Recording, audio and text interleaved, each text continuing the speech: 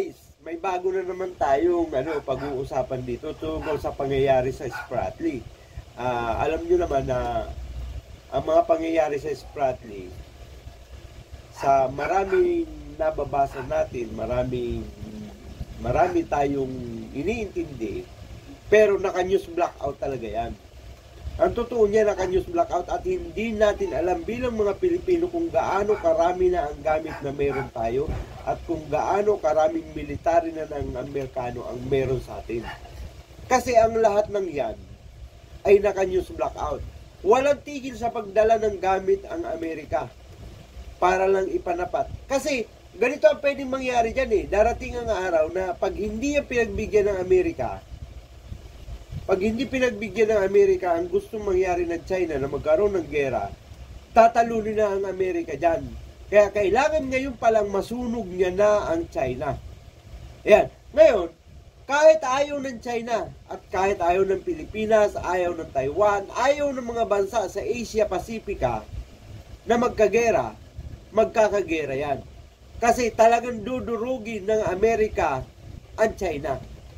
Maniwala kayo. Hindi, walang sablayan, dudurugin talaga ng Amerika yung China na yan. Kasi hindi pwede na, alam nyo naman kung gaano kaluko-luko ang China Hindi pwede na ganyan ang pinag-uugali na pinapakita ng China sa buong mundo. Kaya, ang sa akin dyan, kailangan ng Amerika na maganda at kailangan ng mga Pilipino na pagandaan, lalo't higit kailangan ng Taiwan na maganda para sa laban na yan. Kasi, hindi tayo nakakasiguro kung anong merong gamit ang China. Di ba? Kung ang United States nga, may mga bagong gamit na inilalabas ngayon nyo lang nakikita, how much more ang China? Pwede maglabas ng gamit ang China dyan. Pwede maglabas ang gamit ang China dyan na hindi pa natin nakikita.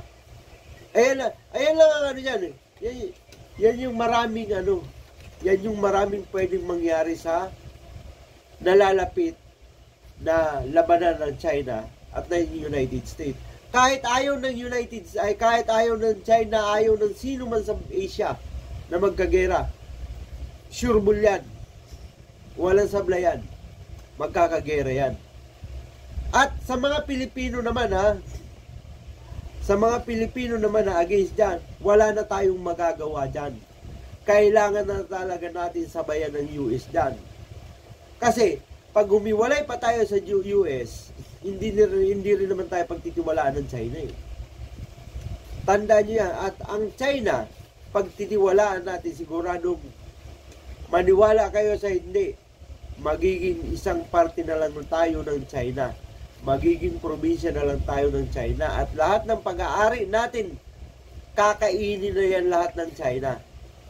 Kaya ang sa akin, sa mga tao dyan, sa mga tao na umaayaw sa mga ginagawa ng United States sa atin, sa ating armed forces, sa ating gobyerno, walang kasalanan ng United States dyan. Walang ginawang masama United States sa atin. Walang hindi kumuha ng pag-aari ng Pilipinas sa United States. Hindi yan kumuha. Bagkos, yan pan tumutulong sa atin. Kaya, wag nating bigyan ng kasalanan ang United States. At baka sa akala nyo, masama ang ginagawa nila, hindi. At ang sa atin naman, kung maobserbahan nyo, sinasabayan na talaga ng United States yan dahil grabe kaluko-luko ang China. Diba? Sinasabayan na nila. Yan lang guys. Huwag nyo kalimutan mag-subscribe. Then click the notification bell button para ma-update kayo sa mga bago kong videos. Ayan lang. Bye-bye.